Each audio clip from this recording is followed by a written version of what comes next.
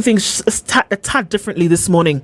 Reverend Tom Otieno is going to join us, and I guess then, because he's not here, we can then tell you about the fact that getting into the city this morning is a little bit difficult because certain roads have already been blocked as you're trying to get through towards Hulu Highway. That's if you're coming in from Westlands, and also if you're trying to come in from the thicker superhighway, there are a couple of roadblocks, so vehicles are not coming into the city as early as this. So folks are having to find alternate routes to get into town. The Reverend Tom Otieno will join us as soon as he can make his way here, and that would then affect everybody else who tries to get into the city and out of it this morning, of course, because of the protest that we see taking place, that will take place today. So that just marks where we are at this point, and we'll take it by ear, and we'll also then obviously in conjunction with KTN be able to tell you what's going on in the city. It helps you plan, but also gives you a point of information. So we'll be doing that through this morning, so you can hang on for that to let you know what is going on. So the protests will happen, that we know. We've already seen this morning that certain vehicles have already been deployed in different areas, and certain roadblocks are already then up, and even as you go out into the city today, because we know that will happen, there's some things that you need to remember based on what we know. Okari? Well, we all know what's going to happen today. Kenyans are bracing for mass protests today. So besides the roads being blocked, not all roads, some of the roads being blocked, there was a lot of online chatter yesterday. And one of the things, before I actually get into one or two things here, was, did you watch the videos of quite a number of GenZs who are saying goodbye to their parents? Yeah. Did you guys see that? Very sad to see. Very sad. Getting to the point where somebody is leaving their last message to their mom, leaving the last message to that's where we've reached. And, you know, for us, you look at all this and you wonder, how did we even get here? So you have a lot of young people who are talking about, this is how I want my body preserved if I die. So they are sending a message to the morticians. I want my body to be preserved this way. And we may take it as a joke. It's online chatter. It's just conversations going on with these young people. But they're serious. Yeah. They're saying they're ready to die in case that's what they're going to face. But majority of them are not necessarily violent. But we know in any protest, you'll find different groupings. So you have the police who have to maintain law and order, you have peaceful protesters, you also have people who want to infiltrate the protest, take advantage, steal from people, cause chaos like what we saw last Tuesday. However, just to keep it peaceful and to keep it clear, it's important as a person who's going to the streets to remember these things. And I repeat, because I've gone through this training myself, safety is very, very important, and you need to look and watch out for each other. Like I said, avoid flashy clothes or things that really, really stand out. Wear solid shoes, running shoes or boots for easy movement. Protective gear, if possible, bring your own goggles, bring this because of the tear gas, use a scarf or a mask to filter the tear gas. No jewelry or loose accessories. If you're running and somebody wants to grab you, it's easy to do that when you're wearing chains and that sort of thing. Now, in terms of staying connected, because people disappear, it's important to have a fully charged phone. If you can't carry a power bank, carry a power bank. In terms of now turning off your face or fingerprint on your phone, it's so important. Use a password in case something happens to you. Turn off face and fingerprints. Then share your live location. This is extremely important. Share your live location with someone you trust who's not at the protest. That way, if you disappear to some corner or you're lost, people can trace you. Now, number 3, stick together. Join with a friend or a group. Never protest alone. And agree where you're going. In case you're separated, like a meeting point. In case you're separated, this is going to be a meeting point.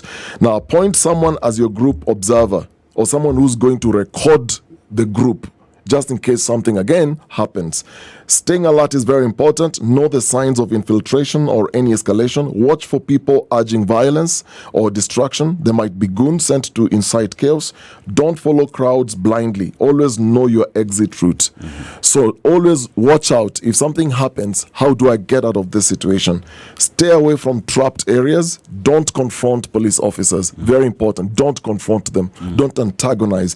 Then know what to do in dangerous situations. Now, here's where I want to insist on something. It's important in terms of your essential pack. Carry your water. I repeat, carry your own water.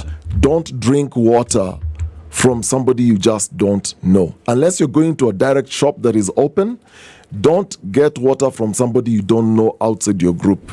Don't receive water from a stranger and just drink it. I repeat, carry your own water. If you can carry snacks or energy bars, very, very important. If you can carry some loose cash, not carrying money, not having money on your mobile phone, some just loose cash, stack that money somewhere in case you need to use that money.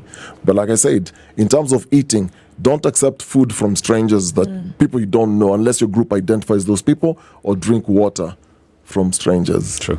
Very important.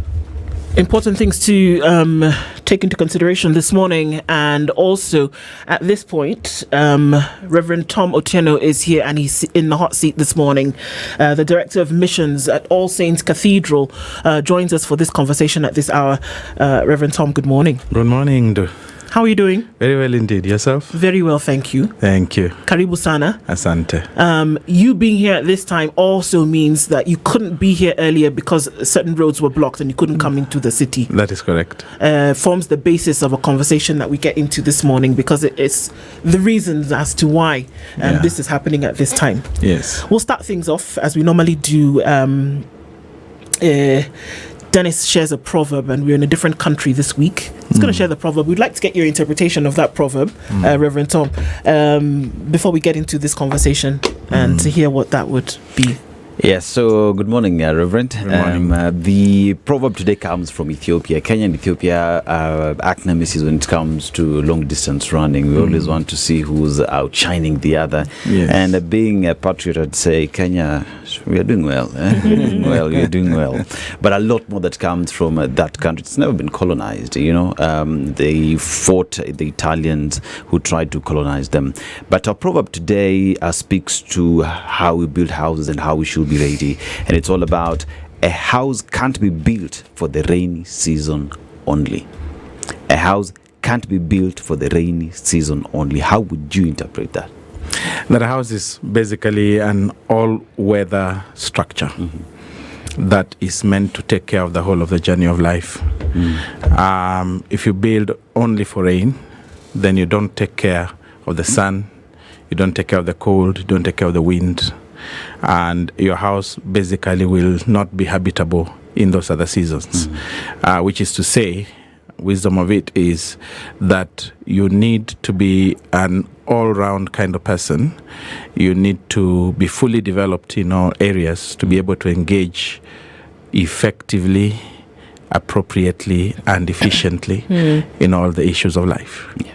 Well put. Wow. Definitely well put. A year ago, things took a different turn, whereby there was overt, multiple, repetitive demand for change when it came to governance and a different pivot for leadership. And that was in the anti-finance bill protest that took place. It wasn't just against the finance bill. From what we've seen, that it was Kenyans, and they were crying. Kenyans were crying for change. Kenyans were crying for things to be done differently. And it was a consolidation of messages that we heard from different places over time, but it seemed to all be in one place at one time. Now here we are a year later, and we're on this day looking at a time where the call is renewed. It's still the same message. It's a renewed call, and this has come after violence. This has come after death. And a week, just on Sunday, we saw interdenominational meeting of churches at the All Saints Cathedral, where it was to pray for Kenya and then to also ask again for the protection of Kenyans, but then also to reiterate the voice whereby it was said that things needed to be done right.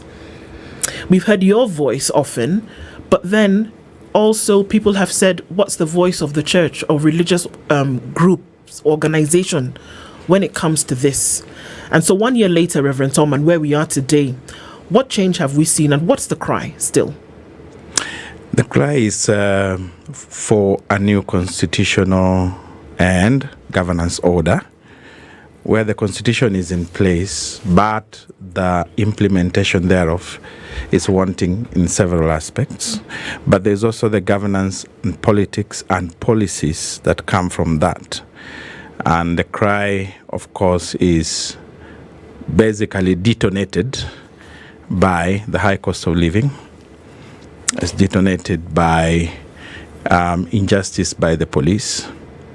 It's detonated by, basically unemployment.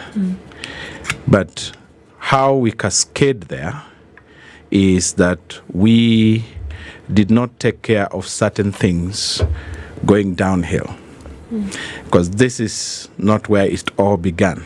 It all began President Kibaki trying to rescue and doing a very good job at it.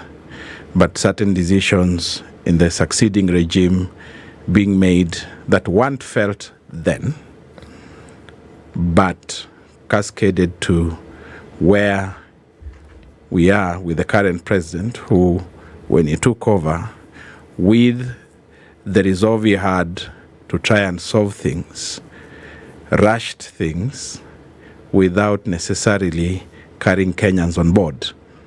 And secondly, did not listen to the cry of Kenyans in trying to resolve those things.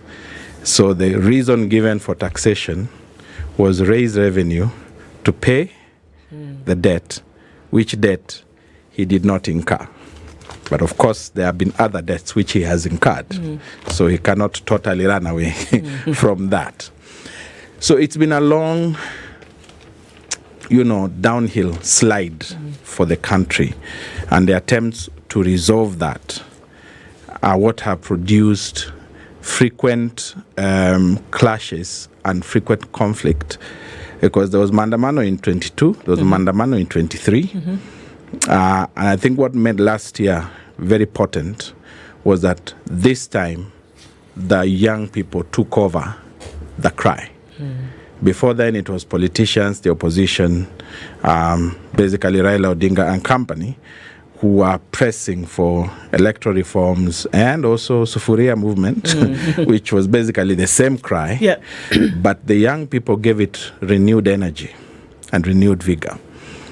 Our response as religious leaders was slow and muted initially, because I think we were taken aback by what happened, and we sort of did not know how to respond.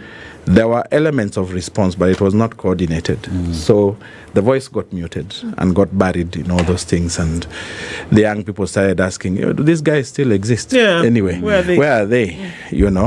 And I remember some of us, like myself and a few of us who work with young people, were very vocal. But because we don't occupy pinnacle positions, you don't necessarily get given the platform to respond as a first responder on behalf of the church. So there were voices, all right, but they were muted. They were down there. So the coordinated response came after the hue and cry that says, where is the church? And so the top leadership of the church was stung and began to respond, albeit in very uncoordinated ways. But I think now the coordination that we are receiving and the message we are receiving, and especially if you want to peg it on what message we received from All Saints last Sunday, is basically that the church is with the people. And even yesterday, the KCCB, the message that they gave, the church is with the people, the church sympathizes with the people, but the church also offers some cautions to both parties. And the cautions to both parties are, on the part of the police as key players in demonstrations, there must be restraint, and they must stick to the Constitution in managing the demonstrations. So no need for use of live bullets, no need for that. And the message to the demonstrators themselves is basically, you must demonstrate according to the law. You cannot start, poking your fingers and at policemen's noses and throwing stones at them. So basically calling for responsibility on both sides. That command must take responsibility in terms of the police, but also demonstrators and their leaders must take responsibility and agree with the police on how to manage that space. Because what we want is an outcome where picketing is not turned into violence, which is what we have seen, the killings and what. Because they're only going to get worse if they keep happening. Reverend, you've mentioned the need for going back to constitutionalism and the respect and rule of law. Yeah. And we talk about what happened in 2024, and today we're talking about 60 that died during the protest. We talk about extra 20 that have died in police cells, police brutality that we continue to see.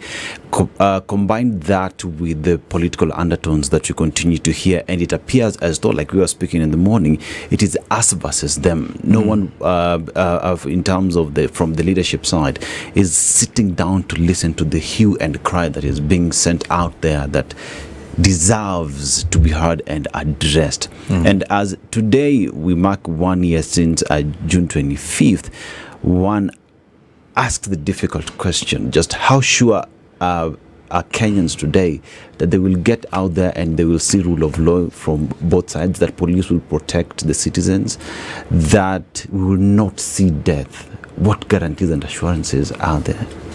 There are no guarantees, in my own view, and that may sound pessimistic, but as far as I'm concerned, there are no guarantees, because if both sides do not change their mentality of engagement, the rules are there. And I think in the best of my understanding, both sides are very familiar with the rules. They know what should happen in that space. However, the points of departure are when both sides taunt each other. And then people lose patience, and, stones are thrown, bullets are fired. That's what we really need to address. How can we manage this space without breaking it down? Okay? Do we always blame the police? Do we always blame the young people? Who takes responsibility? I think both do, because the environment is defined. The environment, the space of picketing is very clearly defined by the Constitution.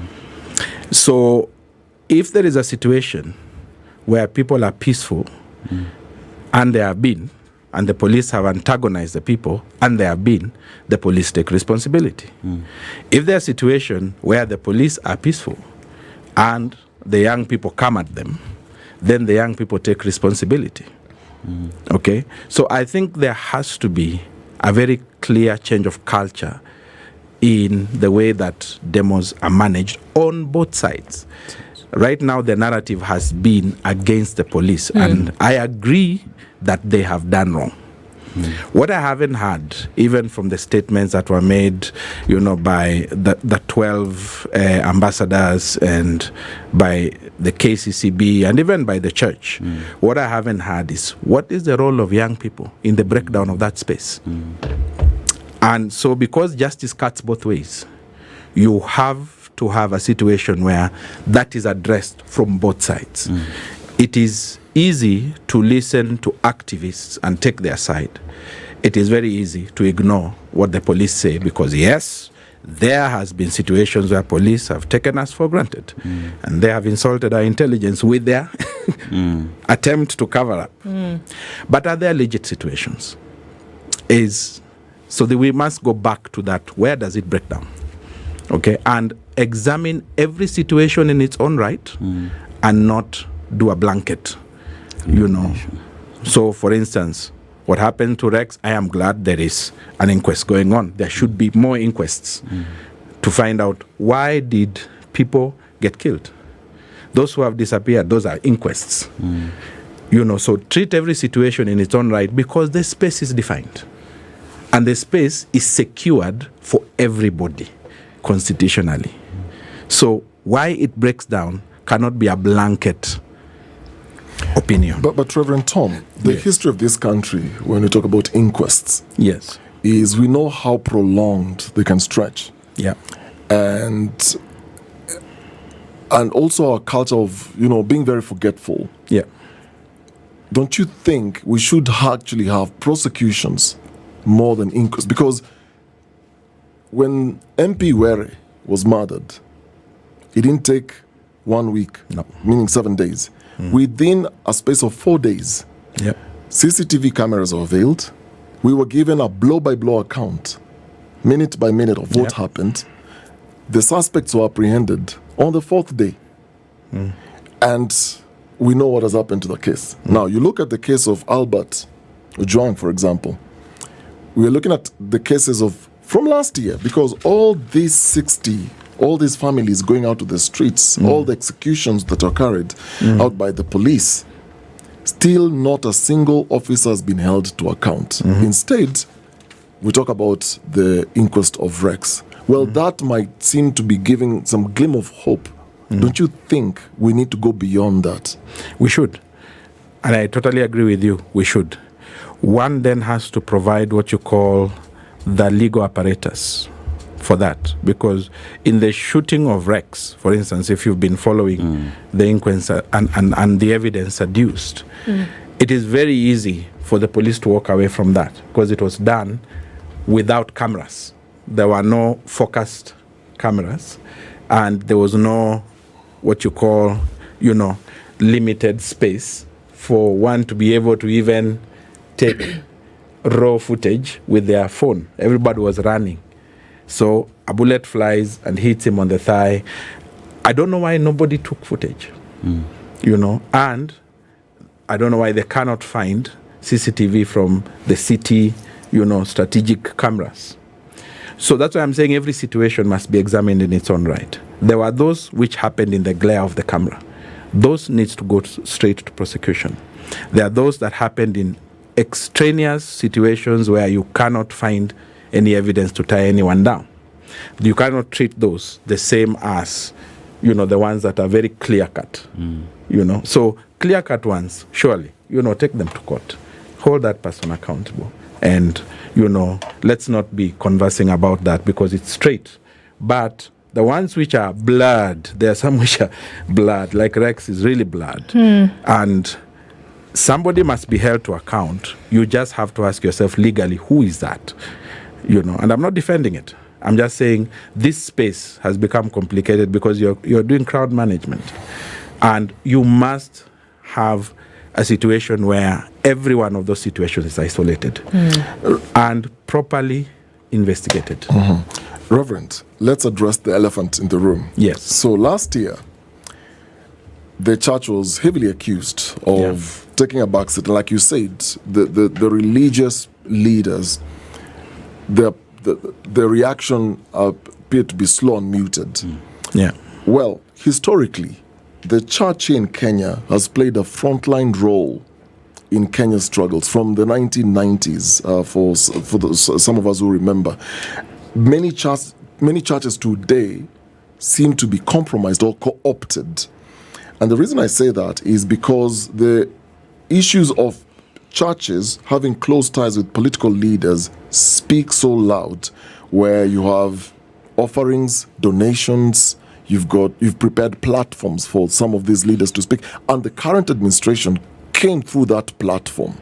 And a lot of the people who came out in support were actually from the church and believed this is the chosen one. But now, looking back, the backlash, is it also a question of wrong choices? And that's the reason why the church is a bit apprehensive on where to go and how to handle this situation, because the Gen Z are saying the church is compromised. We don't even trust the church leaders. And like you said, some of you are very outspoken because you're not necessarily up there.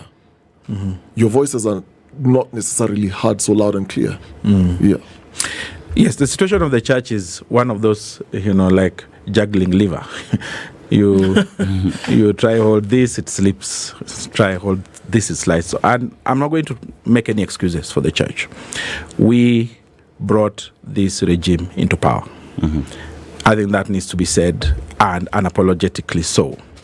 At the time, we believed that this regime would deliver, and the church, by the time the church throws its weight behind a candidate, usually there are many consultations, many questions, many conversations, boardroom conversations. So there's due diligence done. And as you know, people are taken the way they present themselves. So up to the election, I don't think I can blame the church for that. Up to the election. What ensued after the election is perhaps something that then the church should have taken a back seat and had another conversation with itself, and then made a decision quickly about what then ensued. Because, you can make one decision, but failure to review that decision is the biggest failure. What would have been the change if that decision had been reviewed? Because here you are, by your own admission, that there was a position that was taken by the church That is correct. to throw its support behind President William Ruto before the election. That is the correct. election happened, he became president. So are you essentially saying that it was clear at some point that perhaps a wrong decision was made? And what would have happened if a review came about that would have changed status quo? Well, hypothetically, for me, when you make a decision and it's not going well, you review the decision. You say, in light of what we are seeing, we would like to say the following things in review: that we supported in good faith. What we are seeing is situations and tendencies that we do not agree with, and pick out those situations and be vocal about them. And so we would like to see this changed, and would like to see this happen differently, and keep insisting. And I think, to their credit, there are some church leaders that have been consistent about that. It's just that because the church is this monolithic animal that has so many faces, when you say the church, when one side speaks and another keeps quiet and another speaks in the opposite direction, then the collective effect is compromised. All right? So, in my view, the same collective effort, and I really need to be fair to the church also and say there are leaders who opposed this regime from the beginning. So it was church not leaders. one concerted... It was not. Okay, all right. It was a majority of the church. It was not the whole of the church. Okay? It was a majority of the church. So the sides of the church that did not support the regime before it came to power feel vindicated. Hence the confusion. They are telling the other leaders, we told you. The other leaders are saying, so now what do we do? Are we the same church or not? So those intra-conversations must be translated into one voice. Translating that into one voice has taken a lot of lobbying from people in my rank, speaking upwards and saying, look, we are where we are, and we are the church. We cannot cry over what seems to be spilled, but we can remedy it. What are the remedies? Look at the remedies. Let's say this, let's speak this, let's take this position, and let's act as one body as much as we can. It is people like us speaking to people across the board in the church and coming together and saying, what is our message? What is our position? We're not going to, as a church really, we're not going to start attacking each other in public and say, you people supported, us people knew, so we did not. That's not how we operate. That's not how we get down. How we get down is we clean house. All right? We say, okay, this did not go very well, and it has given us a bad image. So now, how do we get back to where we are supposed to be as a church? And not just politically, because the church is an organization that covers every facet of life. But because what conversations we're having now are political, we must have a very, very clear message that is one. Now, achieving that is quite a task. Conversations out there is that as well, as much as the church played an important role in putting the government in place, and now where we are and the slow pace at which the church took to respond to all these issues, there are those who push the idea or the agenda that the church should be apolitical, not supporting any side, so that in case of anything, they're able to speak at that point. And also the fact that now we are here. Are there meetings with government or any conversations happening with government because we are part of this government we put in place? Are there any conversations to remedy and change things? And if so, what's the progress? If not, why are we not meeting with government? Okay. So, firstly, the slow response, I think I've explained that. And so where we are at is that there have been and there still are conversations. You remember at the height of Gen Z after 2015, there was a group of leaders that went to see the president. At that point, he was very, very open. And they went to see him, but it was scandalized. And I remember being invited to some media houses and being asked, why did you go? I said, I didn't go. But I know those who went, and I spoke to them. And the media asked me, so what did they say? I said, they basically took the Gen Z agenda and took it to the president and made demands. But that did not come through in the presser because they did not hold a presser. They just did a photo. So, optics, very bad. You As guys they went would. and As ate they would. ugali. Absolutely. Okay. Took a picture after. So yes. and some of us were very clear when we spoke to the media that they went with a good message, they gave the wrong optics. And I dare say, in that meeting, everybody was supposed to go. Everybody, meaning the leaders of the church from across the divide, were invited to that meeting.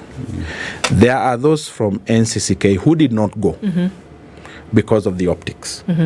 So they may have scored highly in the eyes of the public, but do you lose platform of engagement?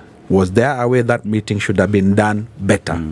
Where you take, because that's really what you want. You want a situation where you have an open door with state. Sure. Okay? But you're not going with the agenda of state. You're going with the agenda of the people, because the church is with the people every day. You're going with the agenda of the people and saying, this is the agenda of the people. We insist that after this meeting, we each give a statement. You, head of state, give a statement. We, the church, will give a statement about what we have told you and what we want to hold you to account about. So my opinion, and it still remains my opinion, is that those meetings should be had and they should be held in public, and there should be accountability about what was said and what was agreed upon, so that the next time there's a cumulative effect. They say, last time we met on X date and we issued a statement, and we have a copy of it here, we had the following points of engagement and the following agreements. State was supposed to do A, B, C, D, E. We are here to review that position. And or to revisit, not necessarily review, to revisit in light of the time that has passed. We have had a subsequent meeting with state, and this has been done to our satisfaction. This and this has been done, but not to our satisfaction. We still hold on to our demand that this should be done, and this should be done, and this should. And that's how you engage that space. But you cannot engage that space by going there, saying the right things, and then come out and take a photo and be quiet. And keeping quiet. That was a big blunder, and so that then scandalized that space. That process, and thereafter we heard a lot of things that we heard. Yeah, but Reverend Tom, does that also speak to the lack of discernment then from the church's standpoint? Because when you are invited to that kind of space, already it's very clear it sends a political message. That is correct. So when you're reduced to political influence, going to State House, I remember conversations around it, and then coming out without giving statements, like you're saying. The agenda that was discussed, like you rightly put, the agreements, were there even timelines? Why didn't they speak? And was it maybe deliberate, or was it lack of oversight? I think for me, it was lack of vision, lack of sight, foresight. It was lack of foresight. Because you're in a politically volatile context and time, and you know really at that point, speaking to the people and saying the right thing to the people is everything. And then you don't speak. Then you shoot yourself in the foot. So it was lack of foresight, and as you rightly said it was lack of discernment. We did not discern the moment for what it deserved. You know, you didn't even have to make that statement in State House. Come out of State House, call a presser the next day and say, you may have seen that we went. Yes, we went. Here is what we discussed. Here is what we agreed. Here are the timelines. That presser has never happened. So that is a big, big minus for that particular space.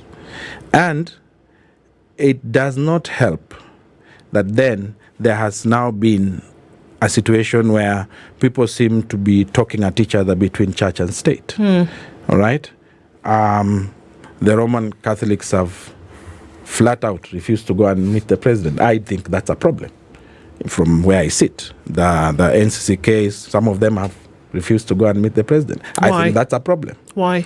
It's because so of the two whys because here. of this thing. So why have they refused, and why do you think that this is a problem? Because of perception. Okay. Because, you know, coming out of that meeting, the church leaders were afraid to be seen to be dining. Because, you see, this is what the young people are saying. But I'm saying I do not agree with that perception. What there needs to be is continuous engagement, but engagement that can be held to account by the constituency we share. The church and the state share one constituency, which is why one cannot tell the other, get out. Exactly. We share the same constituency. We are joined at the hip. We care for the people. We work together to help the people. There are services which the church does, and plenty of them, in health, in education, in which are government services, but which government recognizes that the church is coming in as a partner. Indeed. So this is why it is fallacious for anyone to say to the church, step out of politics. Okay. However, let me caution that the church should not engage itself in party politics. What it does need to engage itself in is politics, which is basically the policies that make the life of people better and improve the welfare of the masses. Okay. The church must be the voice of the voiceless and the champion of the downtrodden. That remains a hat we wear with honor and a badge we wear with pride. But if we start acting in ways that compromise that position, then in the face of the public, we lose credibility, we lose moral authority, we lose platform. So we must go back to structured engagement. I don't think that being afraid of meeting the president is the way to go. You cannot say, you are called and you refuse to go. That's not a nice thing to say. Because of the perception that would come from that people. That is correct. Absolutely. But can't you manage that better? You say, nothing stops you from going, then going and saying, I went. This is what we discussed. This is what we agreed. This is my statement. So you basically told the public, I am acting as the church to help state, but also to help the people and improve our collective space. So you cannot refuse to go, but you also cannot go there and be quiet. So if you graduate this conversation, I mean, we are no strangers to Jerusalem, and anybody who would be in this country for the last 1 year or so would recognize and acknowledge that indeed there are problems, which again, you've said, there are things that are not going right. It's clear. And one would assume that it's clear also to the president and his administration, and he says this on very many occasions, that they're doing everything they can to make things better and talks about progress made. However, there must be an acknowledgement of these issues. And so when these meetings are called, or when there is an invitation for discourse or dialogue with different parties, there must be a willingness to change certain things. There must be a fundamental willingness to even acknowledge that there is a problem. And if that doesn't happen, then all of these engagements, in my opinion, are exercises in futility. Because if you don't acknowledge that there is an issue and say, we see that different parties, that we can associate with different parties and engage with different parties to make things better, there is no point in meeting. So one would ask then, is there a willingness, number one, to acknowledge that there are issues? Number two, to start to work on those issues with the different parties and say, let's see how we can fix this. Because what we see, protests on the 25th of June, protests again today, engagement over and over like this, just continues to exacerbate the situation. But if we don't deal with the issue, we're taking Panadol for a headache for which we need brain surgery. Yeah. And the only way to bring meaningful change, meaningful, sustainable change, is through constant and consistent, meaningful dialogue between stakeholders. The church is a stakeholder. The young people are a stakeholder. I pride myself as being a pastor to GenZs. I spend a lot of time in high schools. In fact, 90% of my ministry time is spent in high schools. And I say to GenZs, for you to engage, you can't just be running the streets. Get yourselves leadership. Let your leadership be tested. One of the ways that the leadership will be tested is some will be bought. Let them go. Evolve leaders who cannot be bought and who will stand with your cause. But you must have leadership, because without leadership, you can't engage. You cannot just be running battles in the trenches. Even those who fought for independence had two wings. They had the militant wing that was running, the battle in the bush and wherever else it was being fought. But they had the intelligentsia, the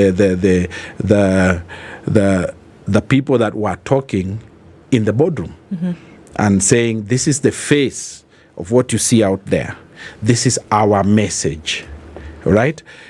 I ask, what is the message of the GenZs? I ask them, what is their message? What do they want? I know it's unemployment, but who is going to front that?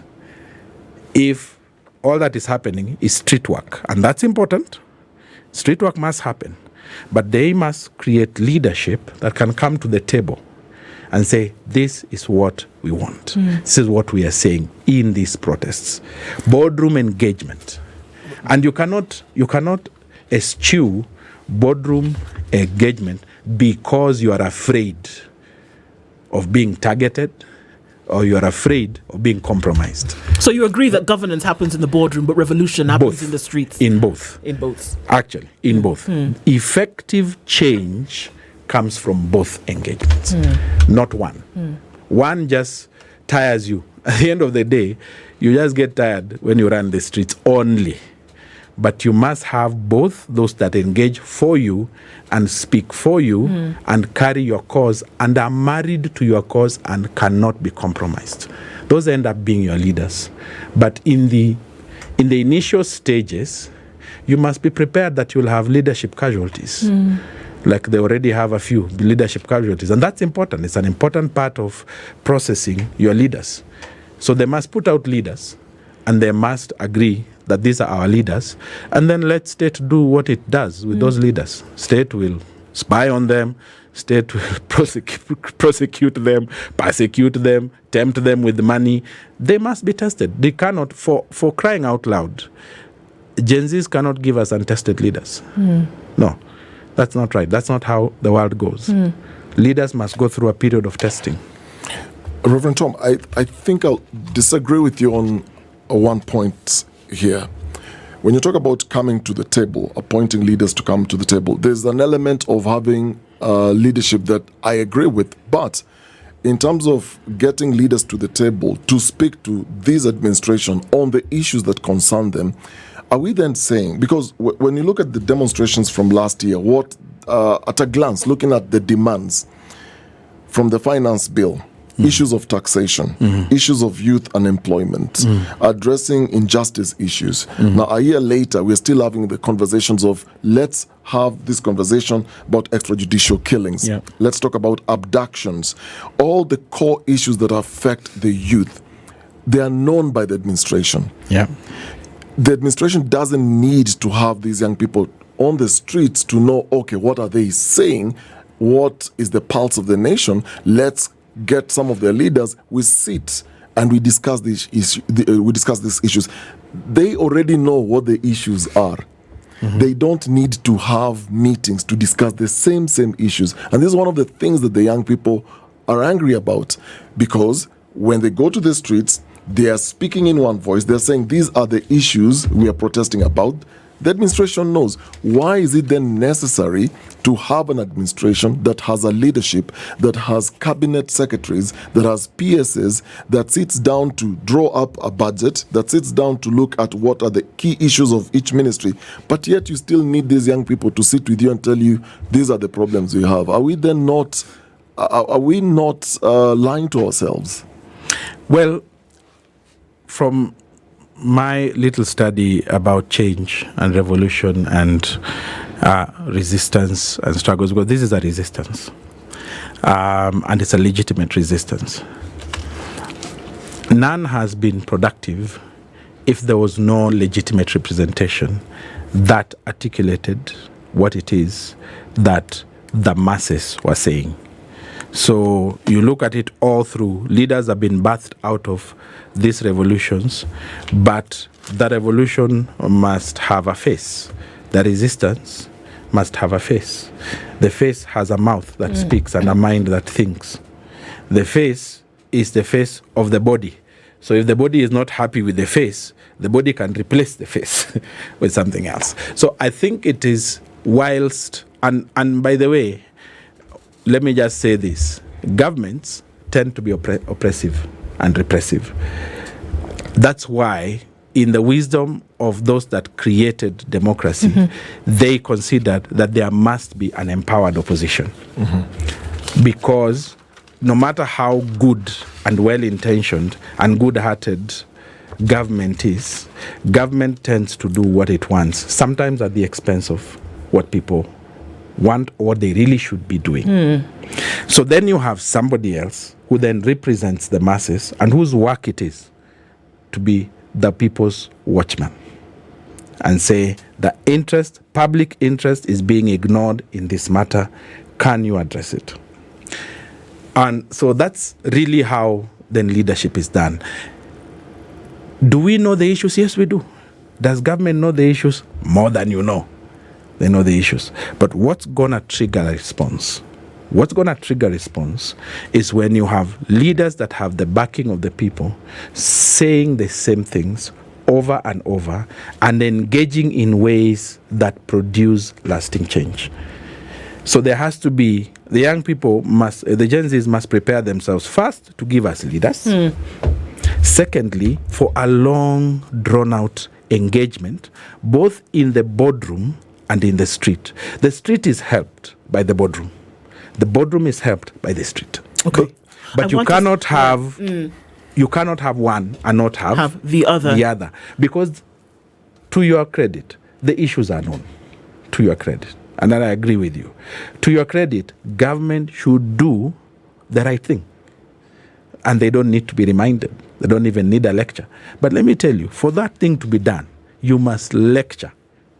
As a leader, you must sit down with that leader and say, I need this done because you said, and because it's in the Constitution, and because that's the reason we're in the street. So now, who does government engage? That's a good question. And I'm going to ask you to stay on a little bit longer, Reverend Tom, because you can't go back anyway, because the roads are blocked. This is the Situation Room, the only way to start your day.